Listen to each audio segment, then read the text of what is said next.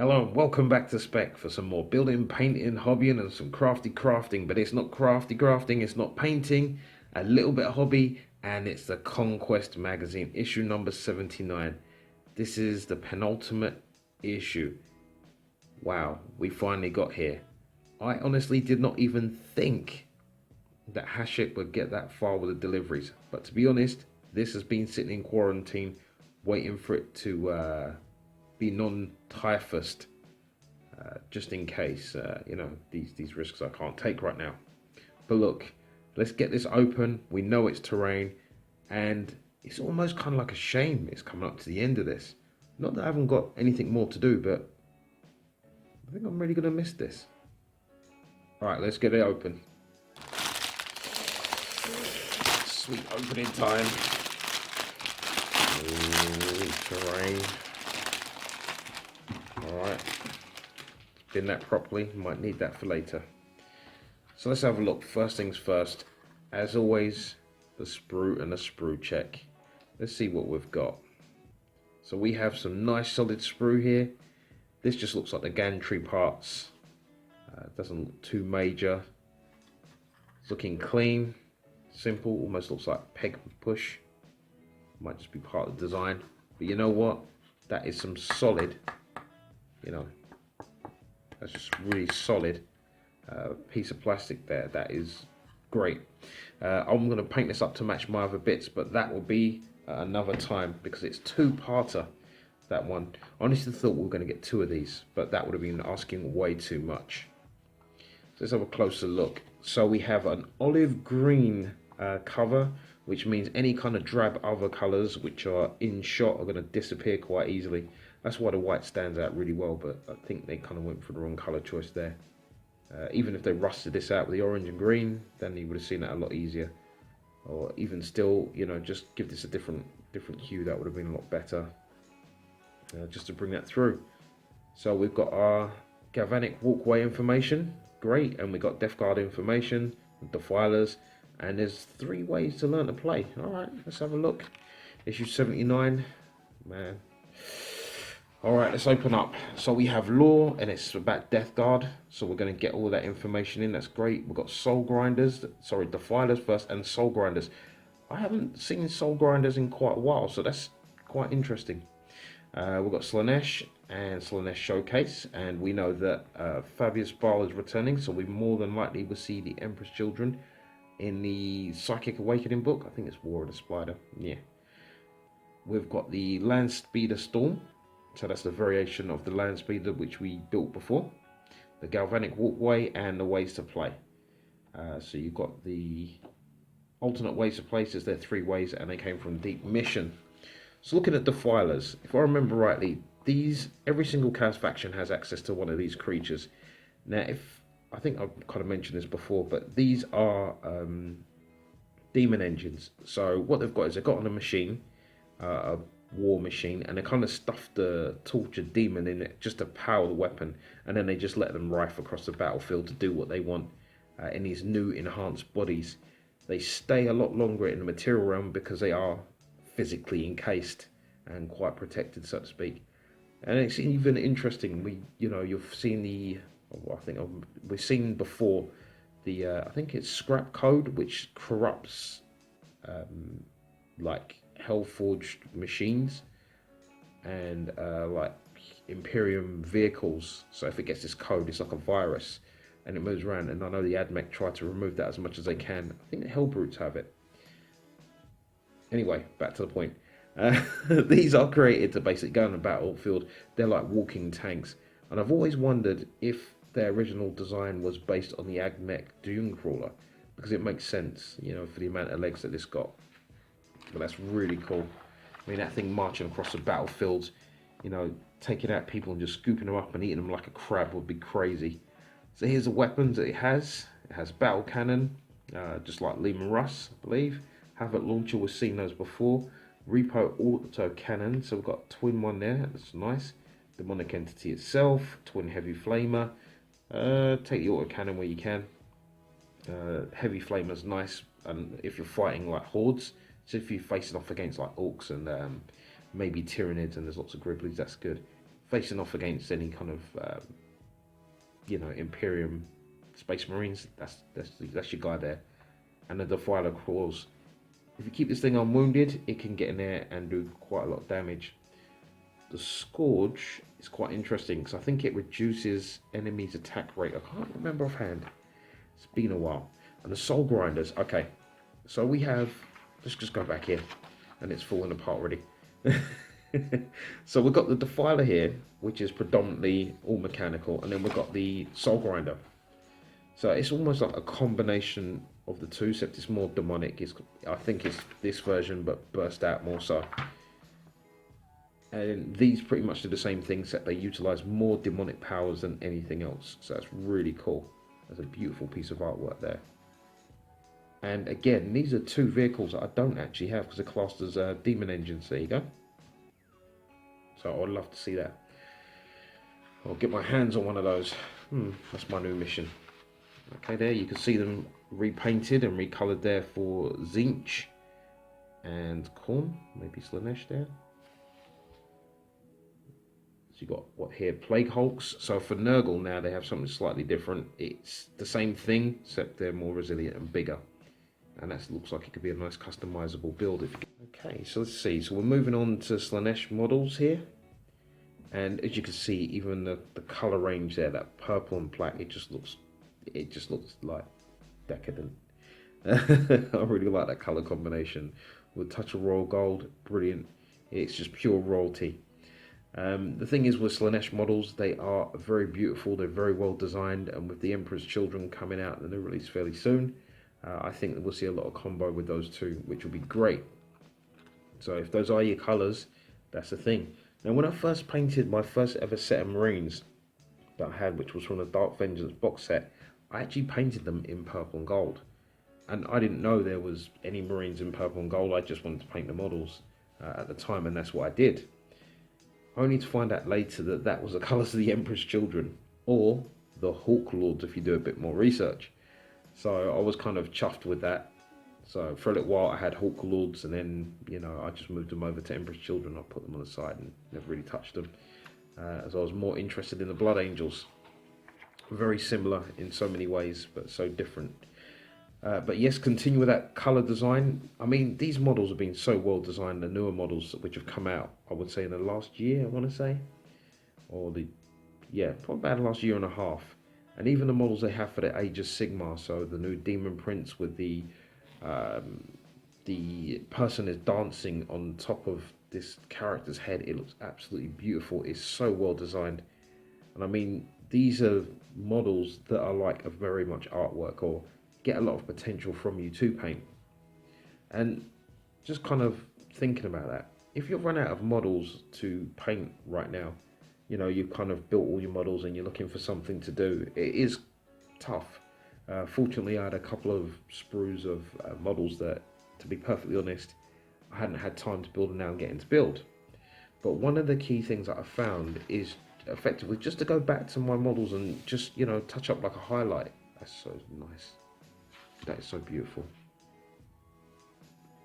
That's just lovely. Okay, and you know, just like touch up highlights. So I've gone back to my custodes and, you know, just highlighted one or two extra things and brought out some colors. And you can do that. Just take your time, go back, because originally you might have rushed to get them on the tabletop. And if you did rush to get them on tabletop, then you might not have taken that time for one or two details. But it's also a perfect time, whilst we're not doing much. I'm not saying that everybody's not doing much, but whilst we have a little bit more time than usual, maybe just to practice some of our enhancing skills. So maybe take on face details on the day and challenge yourself, you know, and just give yourself that, you know, that better experience, or that kind of enhancing experience to give you a chance to learn, you know, and still give you that time and still feel fulfilled. You know, time is difficult right now, whichever end of the spectrum that you're on, either trying to find something to do with it, or you know, your time is taken up by dealing with the current situation. You know, whichever one it is, try and get the most for you. Okay, all right, look, let's continue before I end up rambling on about it. So we've got Landspeeder Storm here. This is the other version where you can put your troops in and they can jump out, especially scouts. With the new scout rules and how they are with deploying beforehand. This is good for grabbing objectives, maybe, if you really wanted to keep your troops safe behind somewhere and then just chuck them out later. But to be perfectly honest, if you got your hands on Impulsor, it wouldn't even be a thing. Anyway, so there it is. You don't see these very often, but they're a good little device. So it is the same frame as the Landspeeder, just the standard Landspeeder. So something to think about. So here's the instructions for building. This is going to be straightforward, nothing magic here. We do have to wait for the other parts, because obviously we haven't got these bits at the moment. And more set up there. This is going to be straightforward, this walkway. Now originally I'm sure that there was meant to be 2 of these in this set. But when looking back at the poster I can only see 1 anyway. So that's not a big deal. Okay, 3 ways to play. Oh, this is interesting. So they are actually showing you, and this is exactly what I would have gone for. The kind of things that you'll need to play the game. Now, you do have your campaign, you do have your standard rules, and you do have options from chapter approved. Moving forward from Conquest magazine, you pretty much already have the main pieces of rules from this rulebook in that little data card. You don't necessarily need the Vigilance of Blaze campaign book. It's very nice for 1 or 2 extra options, but at the end of the day, if you buy your current version of your codex, they should have a lot of those in there, updates. There is a FAQs which will update everything, but I am sure that most of the new codexes will be okay. Thinking Death Guard you'll need to get the FAQ just to kind of bring it into update. And then chapter approved. This is one of the best books that's out there for Warhammer 40k at the moment, in my mind personally, because it gives you the points costs for your models. So it's very easy to check your opponent's amounts. It's very easy to build your armies. You could just take that one book, and if you've got multiple armies, you could sit there, you can figure out a couple of detachments, and you can mess around with points. So it's good to have that. This not so much. This for campaign, do you need it? No. Get your codex. As long as your opponent's got their codex, it should be fine. Maybe an FAQ between the 2 of you for the current date, and it should be fine. So they're talking about open play here, so just have fun. You know, just pick what you want to do. House ruling. Okay, there's nothing wrong with having house rules. I tend to find that house rules work very well alongside narrative play, which means you've got a story, which is the Vigilance of Blaze story there. But with the open play, people tend to play on the points levels that come in there. So rather than the model costs, they look at the power levels, and that's what they work with rather than the points. Fair game. If you're new, this is good. If you want someone just to start playing, this is good.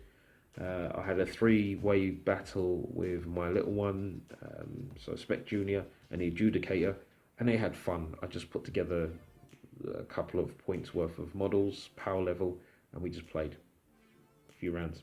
It was great. They came back for more, so that worked.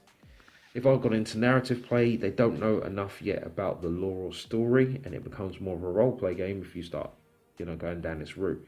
There's nothing wrong with that. If you and your friend have been playing this Conquest, you've gotten to the point now where, yeah, you've probably got your own stories, and they do encourage your own stories anyway in here, and play those battles through. Now, match play is the one that you will be playing if you go to tournaments, if you're playing probably at a gaming club, because with that chapter approved, you get the points cost, you start to build your armies. So again, this is for people that are new and they're looking to go into tournaments or more serious play, and these points mean that the models and the armies are more balanced. I'm not saying it's perfect, but it's a lot closer to balance. Now, every single army has a bad match. It doesn't matter what anyone says, there's that one army that your army always struggles with. And that's okay. That's what makes it fun. Okay, that's a point of tactics, and sometimes it's just bad dice rolling. It is what it is.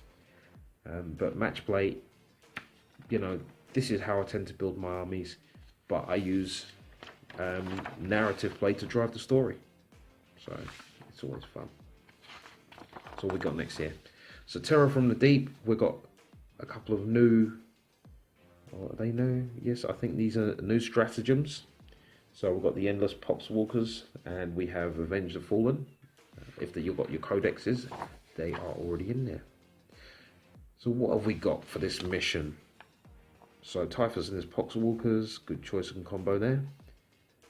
They're coming through to the Ultramarines. What have we got? Start when they're taking turns, play some battles. So this is a 60-point battle. They're getting 3 command points. Typhus and at least 20 Poxwalkers. See, that right there is a really good choice. This Typhus buffs the Poxwalkers. Deployments, good. Objectives. Yeah, look, if you've got guns, the Poxwalkers are very slow. Just gun them down. Finished. Done. Leave Typhus to last. So, stores info. Not interested. Your final conquest. Meh. The second part of this, I don't know. I mean, how's that come across to you? Because I'm looking at this, I'm thinking this is a last issue. Can they give us something big and special to go out with? You know, I feel like we got the repulsor. Yes, they was right not to wait to the end to get that repulsor. But should they have given us a new battle mat with this? To kind of make that mat that we currently have into a 6x4. I mean, we've got enough points on each army now. Anyway, those my thoughts on that. So there's no build for this one. Just look at the magazine. I know I've kind of rambled on a bit, maybe a bit more than usual, because it's been a little while since I've, you know, gotten to speak to you guys and just basically hang out and have a little bit of hobby time. As I said, things have been hectic, but it's all good. It's all good. What can I say for this? I would actually, you're probably going to save money anyway, but I think I would buy this directly from the shop, because more than likely I would pick up other bits to go with this just to help flesh out the board. Because as soon as I see this, I think that I need the Gene Stealer Cult construction drill. That's all I'm thinking. And I know some of these people, some people use this as a dock, repair dock or repair bay for their knight. Not that it does anything in game, but it looks hella cool. The rule of cool, you know, means that you need to have 2 of these. You can't just have 1 if that's what you're going to do with it. Okay, well look, yeah, it is what it is. It's been fun. I hope you've enjoyed your time. As I said, it's a bit of a ramble. I've enjoyed my time, and I hope to see you again soon. This has been Spekd. As always, keep safe and PC